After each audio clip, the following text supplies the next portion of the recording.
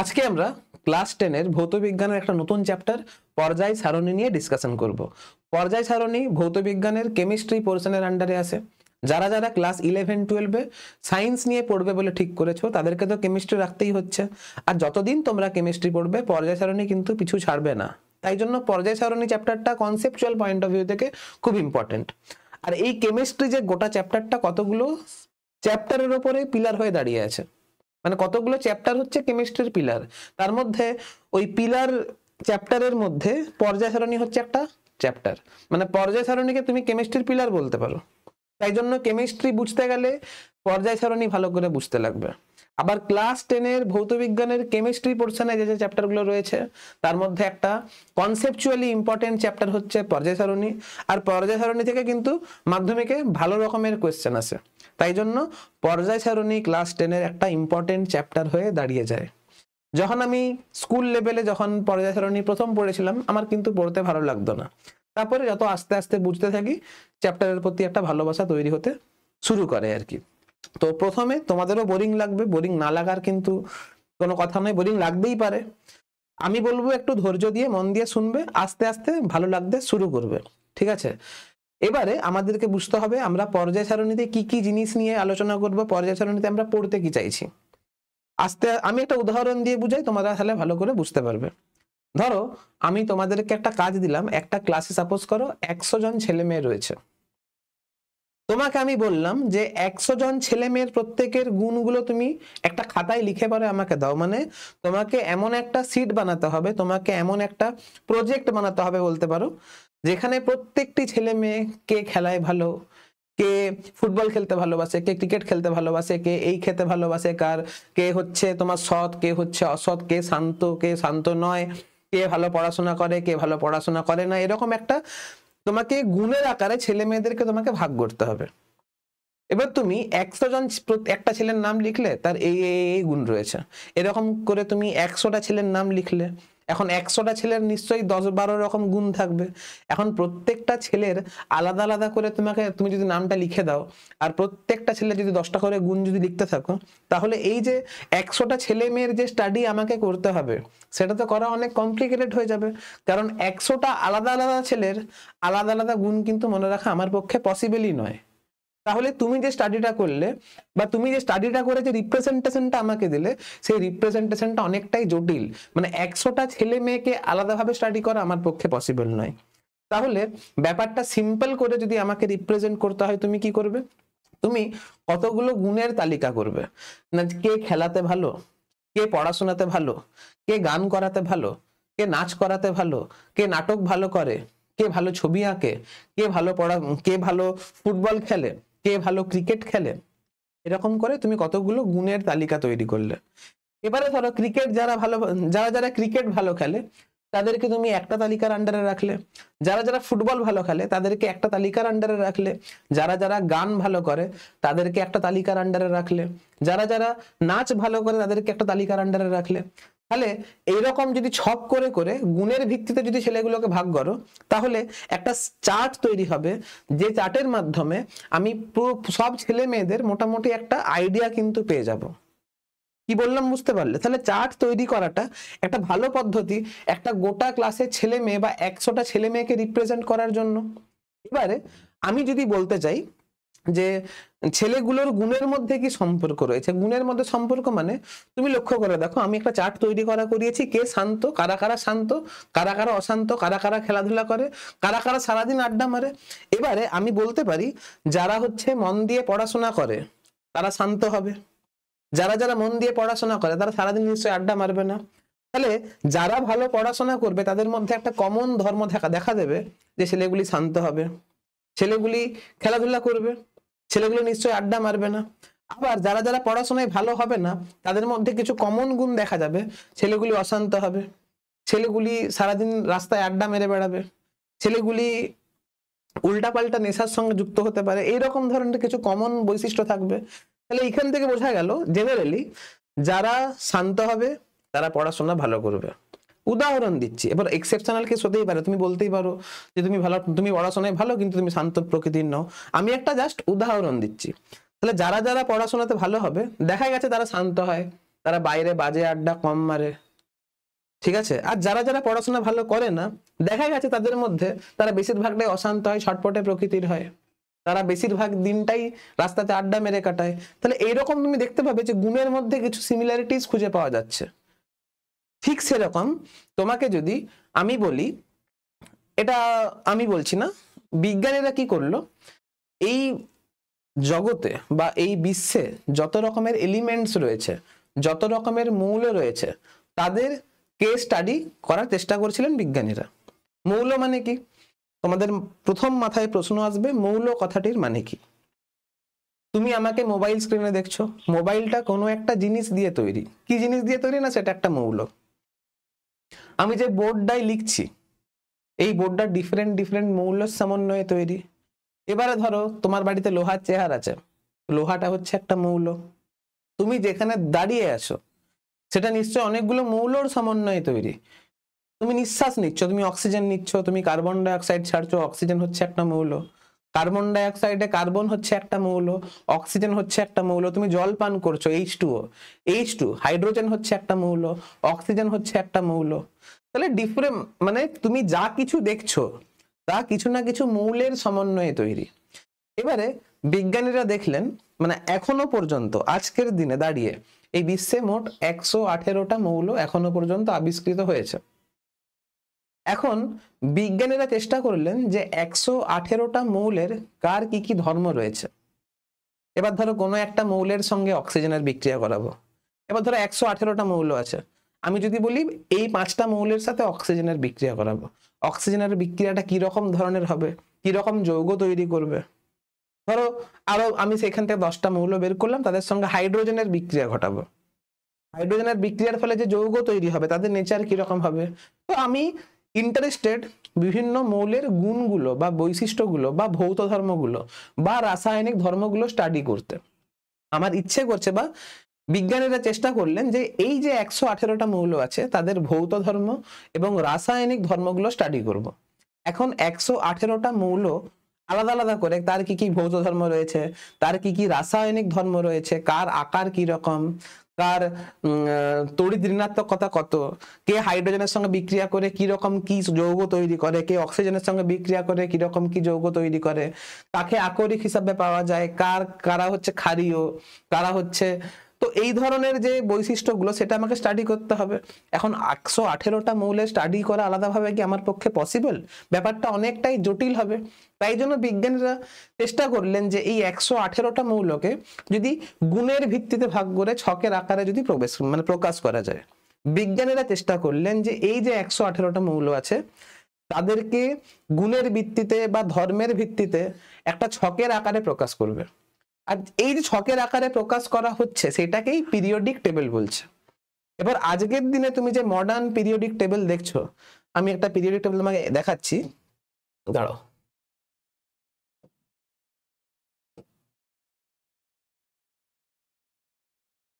এই যে এটা হচ্ছে একটা পিরিয়ডিক টেবিল। এই যে পিরিয়ডিক টেবিল তুমি দেখছো, এই যে পিরিয়ডিক টেবিল তুমি দেখছো, তুমি দেখো ছকের আকারে প্রকাশ করা হয়েছে। এই ছকে মানে একটা নির্দিষ্ট গুণের মৌলগুলোকে রাখা হয়েছে, এই ছকে একটা নির্দিষ্ট গুণের মৌলকে রাখা হয়েছে। মানে প্রত্যেকটা ছকে অবস্থিত মৌলগুলোর রাসায়নিক এবং ভৌত ধর্ম কিন্তু সেম হবে।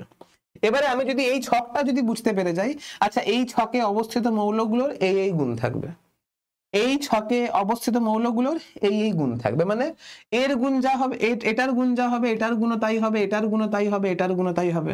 আবার এই ছকে অবস্থিত মৌলের এর গুণ যা হবে আইডেন্টিক্যাল গুণের হবে, আইডেন্টিক্যাল গুণের হবে। আবার এই ছকে যে মৌল আছে এর গুণ যা হবে এরও গুণ তাই হবে, এরও গুণ তাই হবে, এরও গুণ তাই হবে। তাহলে এইরকম করে এইরকম একটা ছক তৈরি করার চেষ্টা অলরেডি চলতে শুরু করেছিল। 1817 সালে প্রথম একজন বিজ্ঞানী এই ছকটা তৈরি করার চেষ্টা করেছিলেন। এবারে আজকে যে মডার্ন ছকটা তুমি দেখতে পাচ্ছ, এই ছকটা তো আমরা এই চ্যাপ্টারে পড়বো, কিন্তু এই ছকটা তো আর একদিনে তৈরি হয়ে যায়নি। আবার বলছি, এই ছকটা যদি কেউ ভালো করে স্টাডি করতে পারে তাহলে সে 118টা মৌল মোটামুটি স্টাডি করে নিতে পারবে। একটা সিম্পল শিট অফ পেপার দিয়ে বা এই সিম্পল ছক দিয়ে এই মহাবিশ্বের 118টা মৌলকে স্টাডি করা সম্ভব। এটা কিন্তু এই সিটটা কিন্তু একদিনে তৈরি হয়ে যায়নি। এর জন্য বিভিন্ন বিজ্ঞানীরা বহুদিন ধরে, বহু বছর ধরে রিসার্চ করেছেন, তারপরে গিয়ে এই ছকটা তৈরি হয়েছে। তাহলে এই ছকটা ইম্পর্টেন্স কিন্তু বিশাল বেশি, কারণ এই সিঙ্গেল ছক দিয়ে আমি যে কোনো মৌলের রাসায়নিক ধর্ম, ভৌত ধর্ম ইজিলি স্টাডি করতে পারি। কি বলছি বুঝতে পারছো? তো কিভাবে স্টাডি করব? এই ছকের এই মৌলগুলোর ধর্ম কেন সেম হচ্ছে, কি ধর্ম রয়েছে, এই মৌলগুলোর কি ধর্ম রয়েছে, দাঁড়াও,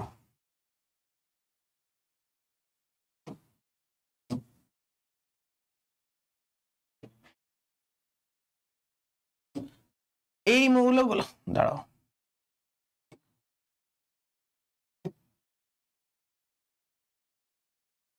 যাচ্ছে না, যাই হোক, এই ছকে অবস্থিত মৌলগুলোর কি ধর্ম রয়েছে, কেন রয়েছে ধর্মগুলো, সেগুলো আমরা এই চ্যাপ্টারে আলোচনা করব। বোঝা গেছে? তাহলে আমাদের এই চ্যাপ্টারের আলোচ্য বিষয় তোমরা নিশ্চয়ই বুঝতে পেরেছো।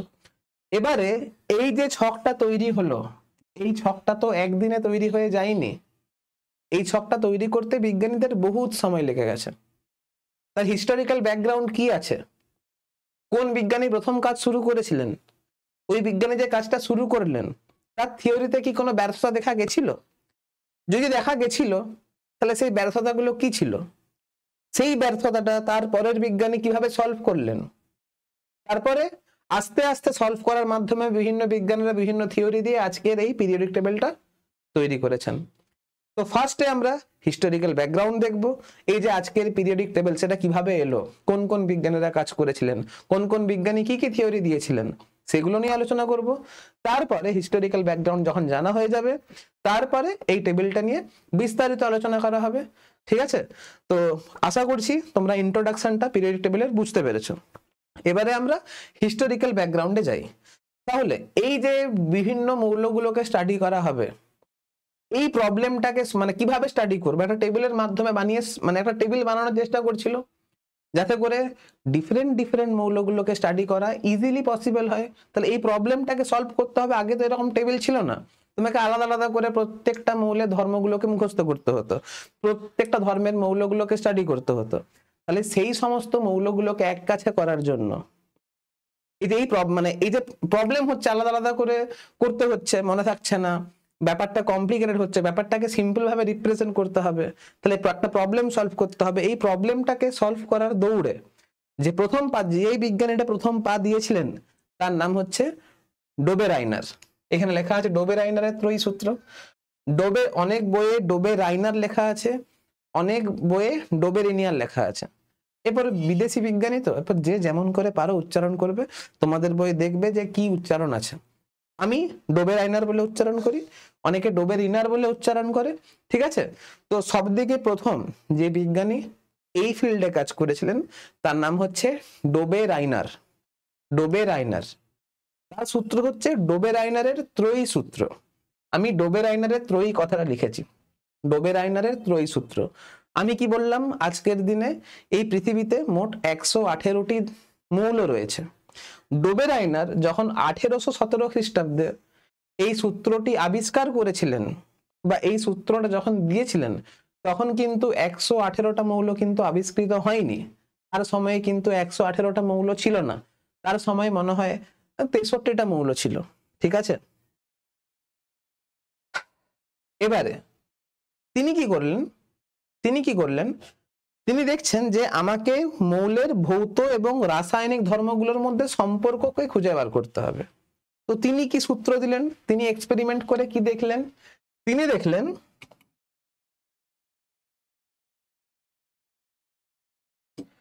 যখন তিনটি সদৃশ মৌল, এই যে সদৃশ মৌলকে, সদৃশ মানে সিমিলার মৌল, ঠিক আছে, সদৃশ মৌলকে তাদের পরমাণু ভর অনুযায়ী, খেয়াল রাখবে, পরমাণু ভর অনুযায়ী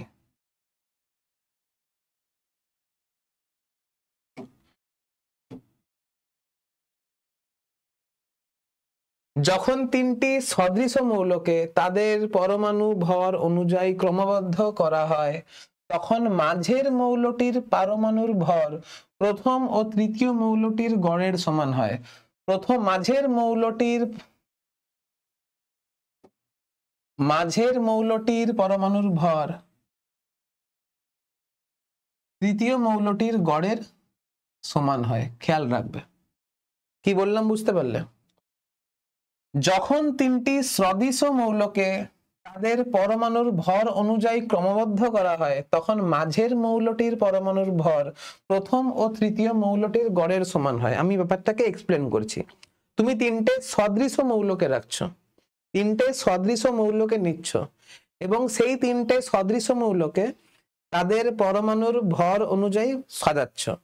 তুমি তিনটে সদৃশ মৌলকে নিচ্ছ এবং তাদের পরমাণুর ভর অনুযায়ী তাদেরকে সাজাচ্ছ। যখন তুমি সাজাচ্ছ তখন দেখা গেছে যে মাঝের মৌলের পরমাণুর ভর প্রথম ও তৃতীয় মৌলের পারমাণুর ভরের গড়ের সঙ্গে সমান হচ্ছে। তাহলে তুমি তিনটে সদৃশ মৌল নিচ্ছ, তাদেরকে পরমাণুর ভরের ক্রম অনুসারে সাজাচ্ছ। তুমি যে মাঝের মৌলটা পাচ্ছ সেই মাঝের মৌলের পরমাণুর ভর প্রথম আর তৃতীয় মৌলের পরমাণুর ভরের গড়ের সঙ্গে সমান হচ্ছে। এটাই হচ্ছে ব্যাপার, ঠিক আছে? তাহলে যখন তিনটি সদৃশ মৌলকে তাদের পরমাণুর ভর অনুযায়ী ক্রমবদ্ধ করা হয় তখন মাঝের মৌলটির পরমাণুর ভর প্রথম ও তৃতীয় মৌলের মৌলটির গড়ের সমান হয়, ঠিক আছে? তাই এটা একটু খেয়াল রাখবে।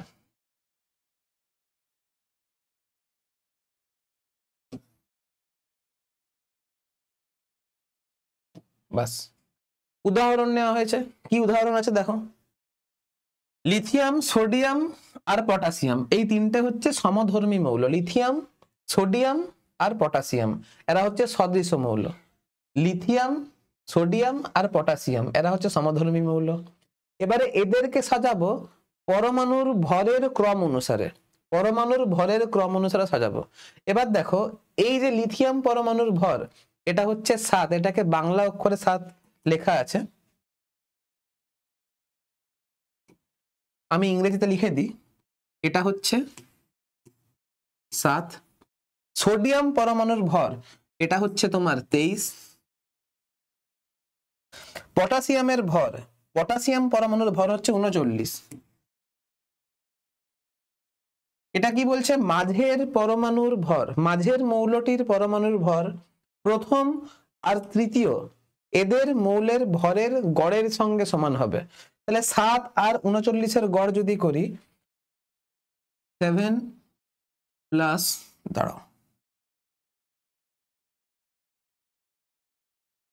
প্লাস 39/2 যদি করি কত হচ্ছে বলতো? 7 আর 9 16, হাতে থাকে 1, 46/2 মানে কত হচ্ছে? 23 আছে কি? দেখো 23 আছে। এই সম্পর্কটা সব থেকে প্রথম যিনি খুঁজে পেয়েছিলেন তার নাম হচ্ছে ডোবেরাইনার। ডোবেরাইনার এই সূত্রটা বের করেছিলেন। যেহেতু তিনটে সদৃশ মৌল নিয়ে কাজ করেছিলেন তাই জন্য তার সূত্রের নাম হচ্ছে ত্রয়ী সূত্র। ত্রয়ী সূত্রকে অনেকে ট্রায়াড বলেও জানে, ঠিক আছে? এটাকে অনেকে ট্রায়াড বলেও জানে, ট্রায়াড।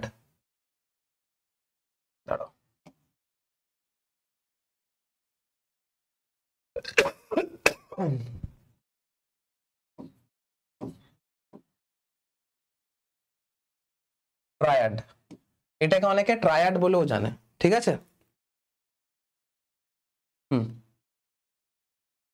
যেহেতু ডোবেরাইনার তিনটে মৌল নিয়ে কাজ করেছিল তাই জন্য তার নাম অনুসারে হচ্ছে ট্রায়াড। বোঝা গেছে? চলো এবারে এরকম আরো ট্রায়াড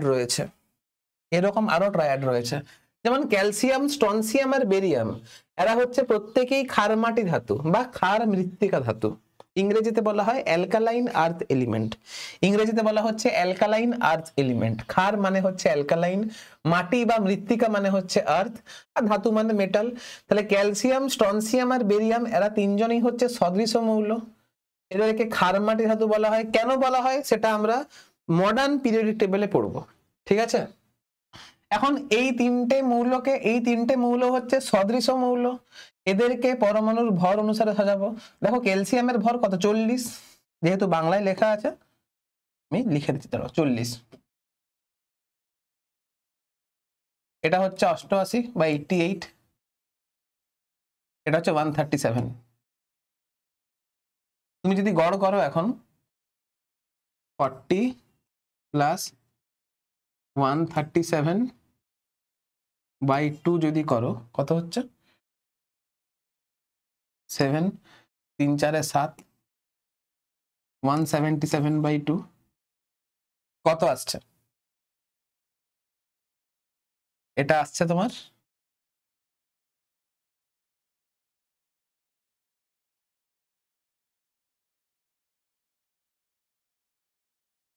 88.5।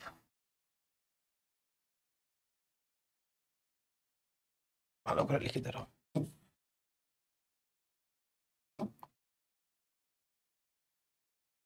40 প্লাস 88/2 না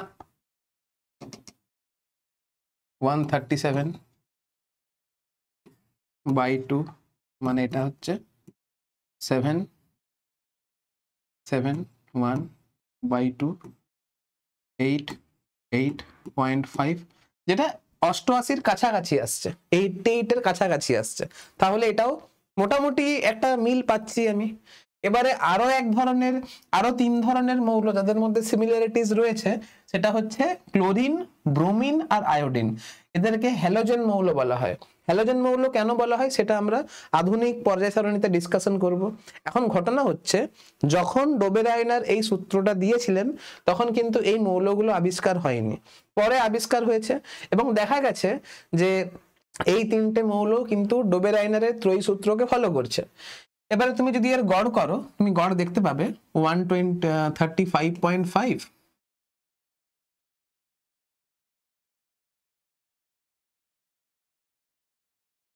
প্লাস 127/2 যদি করো, কাছাকাছি একটা পাবে তুমি 0.5। 7 আর 5 12, হাতে থাকে 1,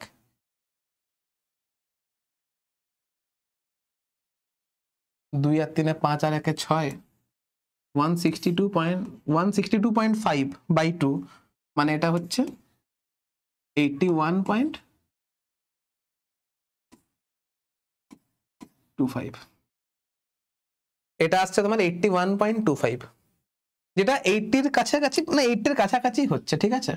এটা কিন্তু 80-র কাছাকাছি হচ্ছে, এটাও 88.5টা 88-এর কাছাকাছি হচ্ছে।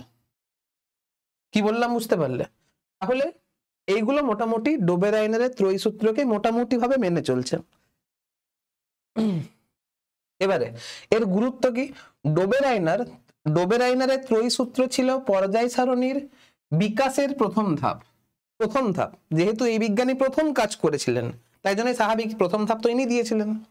যদিও এটি খুব কম মৌলের ক্ষেত্রে প্রযোজ্য ছিল, কিন্তু এটি দেখিয়েছিল যে মৌলগুলির মাঝে কিছু নির্দিষ্ট প্যাটার্ন বা সম্পর্ক রয়েছে। এই ধারণা পরবর্তীতে মেন্ডেলিফের পর্যায় সারণীর উন্নয়নের সহায়তা করেছিল।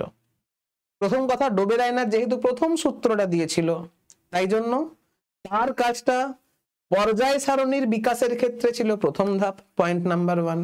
পয়েন্ট নাম্বার 2 হচ্ছে এটা কিছু মৌলের ক্ষেত্রে প্রযোজ্য ছিল, সব মৌলের ক্ষেত্রে প্রযোজ্য ছিল না, পয়েন্ট নাম্বার 2। পয়েন্ট নাম্বার 3, ডোবেরাইনার দেখিয়েছিলেন যে এই যে রাসায়নিক ধর্মের সাদৃশ্য রয়েছে, এদের মধ্যে কিছু একটা, এরকম মৌলগুলোর মধ্যে কিছু একটা সম্পর্ক রয়েছে। এই কাজই প্রথম প্রুফ করেছিল যে এই মৌলগুলো কিছু একটা প্যাটার্ন ফলো করছে। এখন প্যাটার্নটা কি সেটা ডোবেরাইনার তার মতো করে একটা সূত্র দিয়েছিল।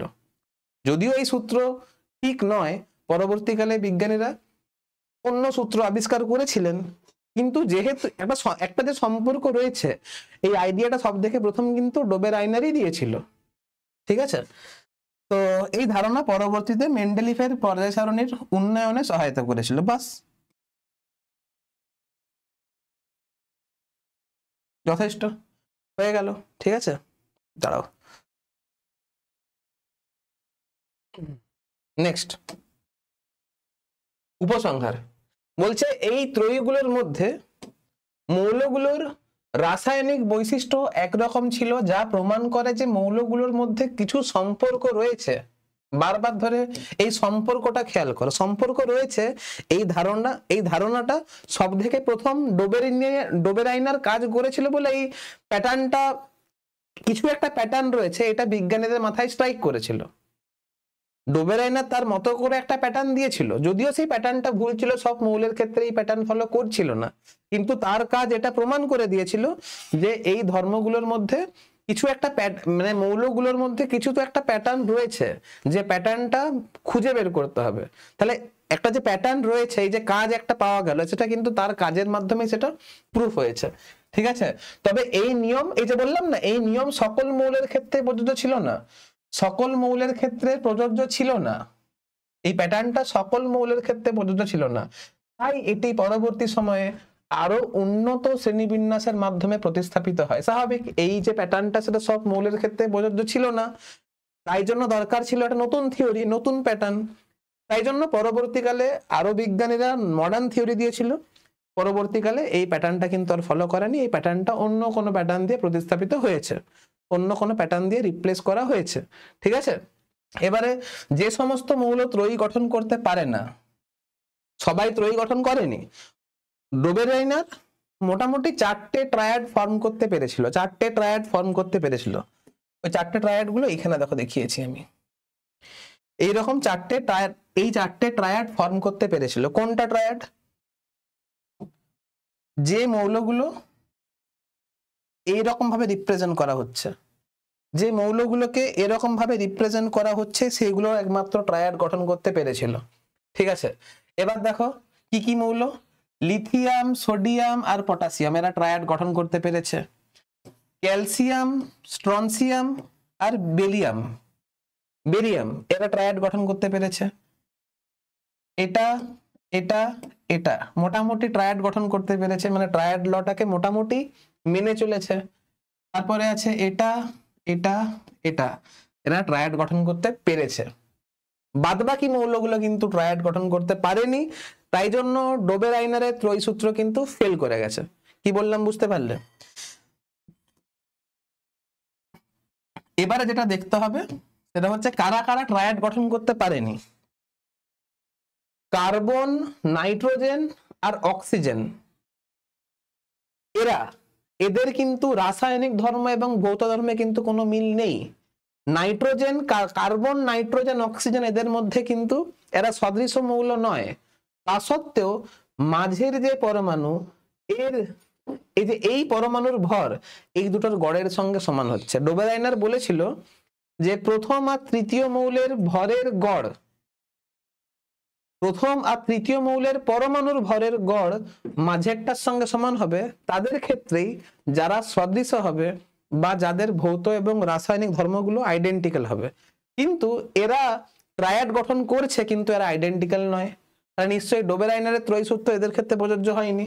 কি করে দেখো, আমি দেখিয়ে দিচ্ছি যে কেন দেখো ফলো করেছে। দেখো এটা তো 12, এটা হচ্ছে 14, এটা হচ্ছে 16, তুমি 12 আর 16 গড় করো,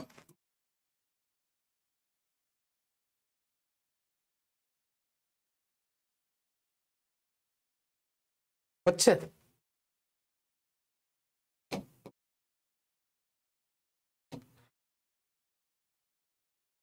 এবারে লোহা, কপার আর জিঙ্ক, এরাও দেখো এদের নেচার মোটামুটি সেম, কিন্তু এরা ট্রায়াড গঠন করতে পারেনি। এটা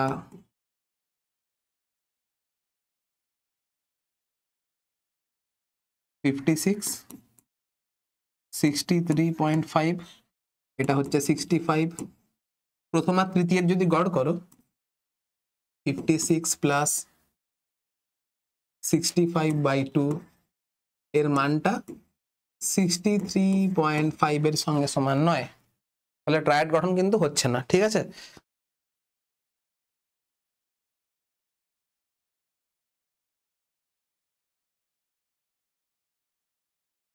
এবারে ডোবেরাইনারের ত্রয়ী সূত্র গেল, কাজ করলো না, কিছু কিছু মৌলের ক্ষেত্রে কাজ করলো, বেশিরভাগ মৌলের ক্ষেত্রে কাজ করলো না। এই জন্য যেহেতু তার সূত্রে ভুল ছিল, তাই জন্য তার সূত্রের মডিফিকেশনের দরকার ছিল। স্বাভাবিক, একটা মডেল ফেল করলো, সেই মডেলটাকে, সেই মডেলের যে ভুল ছিল সেই ভুলটাকে সংশোধন করার জন্য এলো নতুন একটা বিজ্ঞানী। তারপরে এলো নিউল্যান্ড বলে একটা বিজ্ঞানী।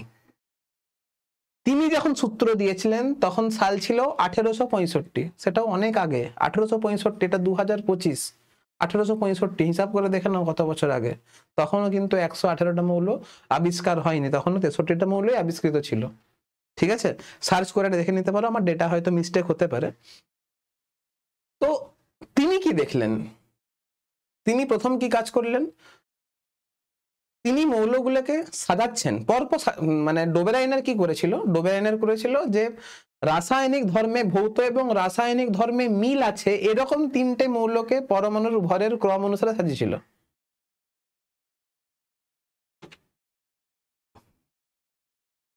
ডোবেরাইনার কি করেছিল, যে রাসায়নিক ধর্মে মিল আছে এরকম তিনটে মৌলকে পরমাণুর ভরের ক্রম অনুসারে সাজিয়েছিল। কিন্তু সেই রুলটা যেহেতু তোমার সব মৌলের ক্ষেত্রে প্রযোজ্য হয়নি, তাই জন্য নিউল্যান্ড কি করলো, একটা চালাকি করলো। ডোবেরাইনার করেছিল রাসায়নিক ধর্মে মিল আছে এরকম তিনটে মৌলকে পরমাণুর ভরের ক্রমে সাজিয়েছিল। নিউল্যান্ড কি করলো, ও রাসায়নিক ধর্মে মিল এটাকে রাখলোই না, ও নর্মালি পরপর মৌলগুলোকে পরমাণুর ভরের ক্রম অনুসারে সাজালো। ডোবেরাইনার করেছিল রাসায়নিক ধর্মে মিল আছে এরকম তিনটে মৌলকে পরমাণুর ভরের ক্রম অনুসারে সাজিয়েছিল, কিন্তু নিউল্যান্ড সেই ভুলটা করেনি। নিউল্যান্ড কি করলো, মৌলগুলোকে পরপর পরমাণুর ভরের ক্রম অনুসারে সাজালো, এবং সে দেখছে যে প্রথম থেকে শুরু করে পরবর্তী অষ্টম মৌলের সঙ্গে প্রথম মৌলের মিল থাকছে। দেখো পড়ে দেখি কি বলছে। বলছে মৌলগুলিকে ক্রমবর্ধমান পারমাণবিক ভরের ক্রম অনুসারে সাজালে কোনো একটা নির্দিষ্ট মৌল থেকে শুরু করে পরবর্তী অষ্টম মৌলের ভৌত ও রাসায়নিক ধর্ম প্রথম মৌলটির অনুরূপ হচ্ছে। ডোবেরাইনার, আবার বলছি, ডোবেরাইনার কি করলো, রাসায়নিক ধর্মে আর ভৌত ধর্মে মিল আছে এরকম তিনটে মৌলকে পরমাণুর ভরের ক্রম অনুসারে সাজালো। নিউল্যান্ড কিন্তু সেই ভুল করেনি। নিউল্যান্ড কি করলো, মৌলগুলোকে পরপর পরমাণুর ভরের ক্রম অনুসারে সাজালো, দিয়ে পর দেখছে কোনো একটা নির্দিষ্ট মৌল থেকে শুরু করে পরবর্তী অষ্টম মৌলের ক্ষেত্রে প্রথমের সঙ্গে 8 নম্বরের মিল আছে, দ্বিতীয়র সঙ্গে 9 নম্বরের মিল আছে। ঠিক আছে, তাহলে বুঝতে পারছো তো যে মৌলগুলিকে ক্রমবর্ধমান পারমাণবিক ভর অনুসারে সাজালে কোনো একটা নির্দিষ্ট মৌল থেকে শুরু করে পরবর্তী অষ্টম মৌলের ভৌত ও রাসায়নিক ধর্ম প্রথম মৌলটির অনুরূপ হয়। এটা সব থেকে প্রথম নিউল্যান্ড বলে একজন বিজ্ঞানী সেটা খুঁজে বের করেছিল। এবার সে এই রুলটাকে অক্টেভ রুল কেন নাম দিল, সে এই রুলটাকে নিউল্যান্ডের অষ্টক সূত্র কেন নাম দিল, এর পেছনেও গল্প আছে। গল্পটা কি দেখো, আমরা জানি সঙ্গীতে 7টি নোট থাকে, সা রে গা মা পা ধা নি। তোমরা জানো, যারা যারা গান শিখেছো বা যারা যারা গান শিখোনি তারা জানো যে মিউজিকে মোট 7টা নোট থাকে, সা রে গা মা পা ধা নি। তারপরে আবার সা রে গা মা পা ধা নি, সা রে গা মা পা ধা নি, সা রে গা মা পা ধা নি। ঠিক আছে, আশ্চর্যের বিষয় হলো জন নিউল্যান্ডস মনে করেছিলেন মৌলগুলির বৈশিষ্ট্য এমনই এক পুনরাবৃত্তি প্যাটার্ন ফলো করে, মানে গানের সুরগুলো যেমন একটা প্যাটার্ন ফলো করে ঠিক সেরকম মৌলগুলির ভৌত এবং রাসায়নিক ধর্ম আইডেন্টিক্যাল প্যাটার্ন ফলো করে। নিউল্যান্ডস বললেন, আমি যদি মৌলগুলোকে তাদের পরমাণু ভরের ক্রম অনুযায়ী সাজাই তবে প্রতি অষ্টম মৌল আগেরটির মতো আচরণ করে। তুমি যদি মৌলগুলোকে পরমাণুর ভরের ক্রম অনুসারে যদি সাজাও তাহলে অষ্টম মৌলের সঙ্গে সাদৃশ্য পাবে প্রথম মৌলের, নবম মৌলের সঙ্গে সাদৃশ্য পাবে সেকেন্ড মৌলের। ঠিক আছে, তাহলে এটাই হচ্ছে অষ্টক বিধি। বিধি মানে সূত্র। ঠিক আছে, বিধি মানে সূত্র। এটাকে বিধি না লিখে তুমি সূত্র লিখতে পারো, ছাড়ো, এটাকে তুমি সূত্র লিখতে পারো। এটাই ছিল অষ্টক সূত্র, নিউ ল অফ অক্টেভস, সা রে গা মা পা ধা নি, সা রে গা মা পা ধা নি। যেমন মিউজিকের ক্ষেত্রে, সঙ্গীতের ক্ষেত্রে সাতটা সুর থাকে, অষ্টম সুরটার সঙ্গে সায়ের মিল থাকে, নবম সুরের সঙ্গে রে এর মিল থাকে। দেখাচ্ছি কিভাবে হচ্ছে, দেখাচ্ছি। এই যে সা রে গা মা পা ধা নি, আবার সা রে গা মা পা ধা নি। নিউল্যান্ড কি করলো? নিউল্যান্ড চুপচাপ মৌলগুলোকে তুললো, দিয়ে পরমাণুর ভরের ক্রম অনুসারে মৌলগুলোকে সাজালো। যেমন ধরো প্রথমে আসলো কে? হাইড্রোজেন। প্রথমে আসলো হাইড্রোজেন। যারা যারা 1 থেকে 20 পর্যন্ত মৌলগুলোকে মুখস্থ করে রেখেছ, তাদেরকে একটা কথা বলি, নিউল্যান্ড যখন এই যে অষ্টক সূত্র আবিষ্কার করেছিলেন, তখন কিন্তু নোবেল গ্যাস বা নিষ্ক্রিয় গ্যাসগুলো তখনও আবিষ্কৃত হয়নি। নিষ্ক্রিয় গ্যাস মানে কোনগুলো? হিলিয়াম, আর্গন, নিয়ন, এই যে নিষ্ক্রিয় গ্যাসগুলো রয়েছে, দেখো দেখাচ্ছি।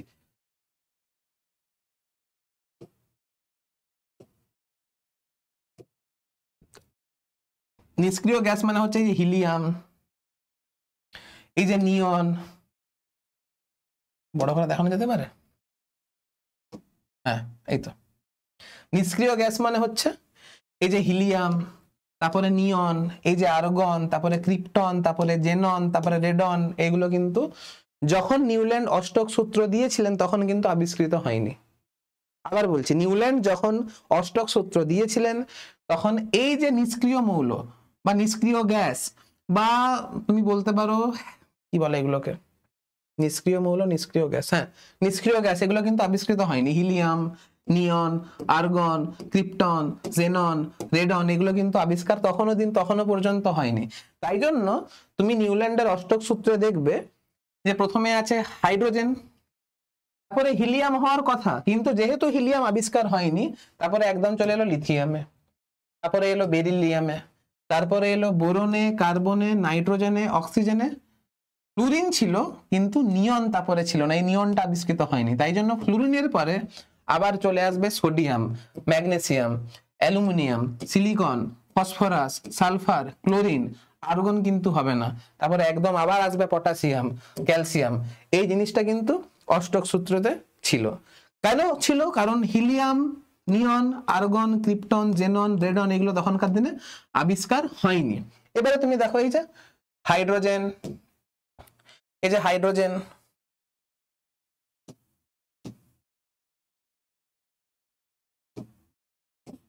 এই যে হাইড্রোজেন, তারপরে লিথিয়াম, তারপরে বেরিলিয়াম,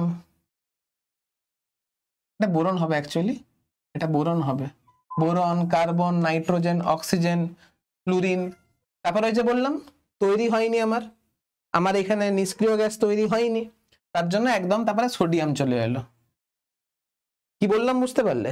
এবারে দেখা গেছে যে লিথিয়ামের সঙ্গে সোডিয়ামের মিল পাচ্ছি, সোডিয়ামের সঙ্গে পটাশিয়ামের মিল পাচ্ছি, বেরিলিয়ামের সঙ্গে ম্যাগনেসিয়ামের মিল পাচ্ছি, ম্যাগনেসিয়ামের সঙ্গে ক্যালসিয়ামের মিল পাচ্ছি, নাইট্রোজেনের সঙ্গে ফসফরাসের মিল পাচ্ছি, অক্সিজেনের সঙ্গে সালফারের মিল পাচ্ছি, কার্বনের সঙ্গে সিলিকনের মিল পাচ্ছি। এই মিলটা সব থেকে প্রথম নিউল্যান্ড দেখেছিলেন, তাই জন্য তার নাম অনুসারে নিউল্যান্ডের অষ্টক সূত্র। কি বললাম বুঝতে পেরেছ?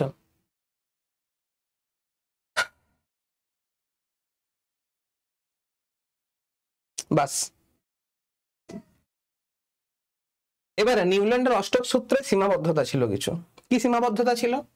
বলছে সব মৌলের জন্য কাজ করেনি, এটি শুধুমাত্র হালকা মৌলগুলোর জন্য কাজ করেছিল। নিউল্যান্ডের অষ্টক সূত্র শুধুমাত্র হালকা মৌলের জন্য কাজ করেছিল, ভারী মৌলের ক্ষেত্রে কিন্তু এই নিয়ম কাজ করেনি। এটা হচ্ছে প্রথম সীমাবদ্ধতা, এটা হচ্ছে প্রথম সীমাবদ্ধতা। এটা হালকা মৌলগুলোর ক্ষেত্রে কাজ করেছিল, ভারী মৌলের ক্ষেত্রে কিন্তু কাজ করেনি। সেকেন্ড সীমাবদ্ধতা কি আছে? নতুন মৌলের জন্য জায়গা ছিল না। বিজ্ঞানীরা যখন নতুন মৌল আবিষ্কার করলেন, এই নিয়ম তখন কাজই করলো না, এই নিয়ম তখন কাজই করলো না। কেন? ওই যে বললাম আর সময় নিষ্ক্রিয় গ্যাসগুলো আবিষ্কৃত হয়নি। যেমন ধরো হিলিয়াম, নিয়ন, জেনন, তারপরে কি ছিল জানো, নামগুলো আবার ভাদ্রে ভুলে যাই আমি।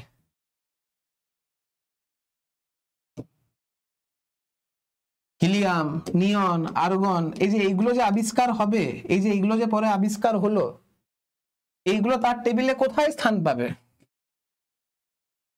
হিলিয়াম কোথায় স্থান পাবে? হাইড্রোজেনের পর তো হিলিয়াম আছে, আমার হাইড্রোজেনের পরে আমার তো হিলিয়াম আছে।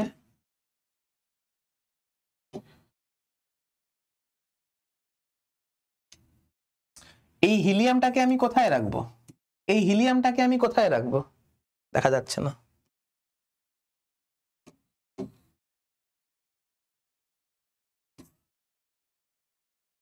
দেখা যাচ্ছে এবারে? মোটামুটি ব্ল্যাকেই লিখতে হবে।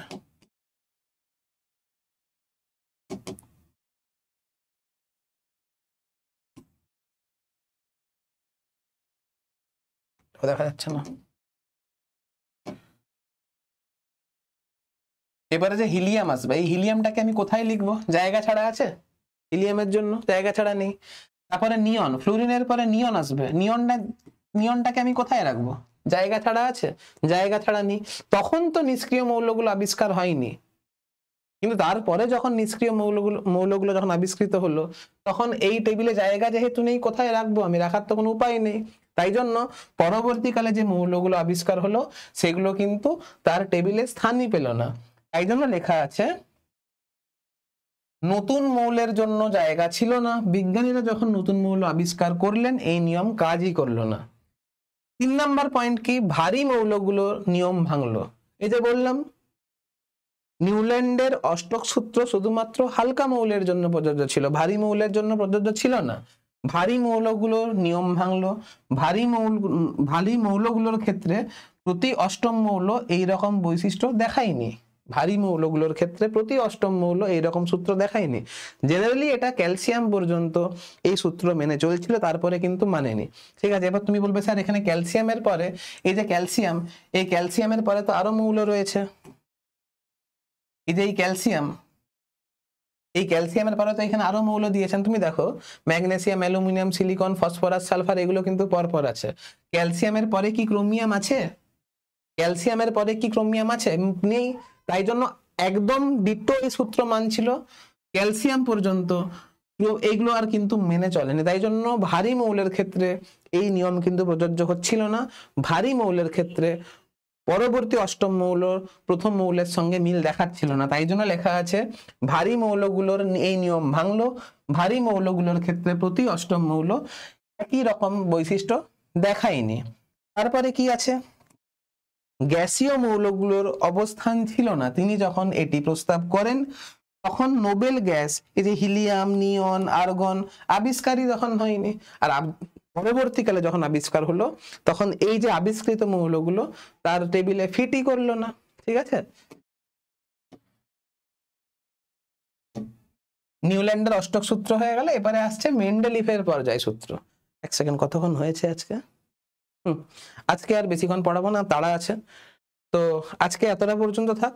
আমরা আজকে শুধুমাত্র ডোবেরাইনারের ত্রয়ী সূত্র পড়লাম, নিউল্যান্ডের অষ্টক সূত্র পড়লাম, এর পরের দিনে মেন্ডেলিফের সূত্র পড়বো। ঠিক আছে, আজকের মতো এখানে আমি ক্লাসটা এন্ড করছি।